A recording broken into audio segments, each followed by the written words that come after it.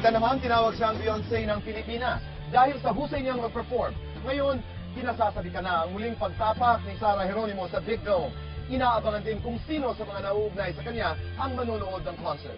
Sarah Geronimo, trending na.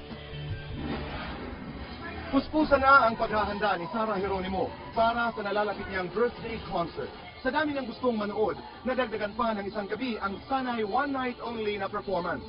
Usually, isang gabi lang po ako, okay na ako doon, sold na ako doon. Pero ito, dumagdag ng pressure. Last naman po ito na binigyan ako ng chance ng second night. Beyonce ng Pilipinas ang bansag ng fans kay Sarah. Ayon kay Sarah, inspirasyon niya ang international superstar. Sa mga goals ko talaga, yung magawa ko yun yung full dance talaga, tapos live, perfect yung gumalaw. Sweet dreams are a beautiful nightmare. Inaabangan na rin kung sino-sino ang mga dadalo sa kanyang concert. Wish ni Sarah na makapanood si John Lloyd Cruz na kasama niya sa bagong pelikulang Sisimulan ng Kunan sa susunod na buwan. May di ko taka. Sabik naman ng lahat kung imbitado din ba ang balitang masugid na manliligaw niyang si Gerald Anderson.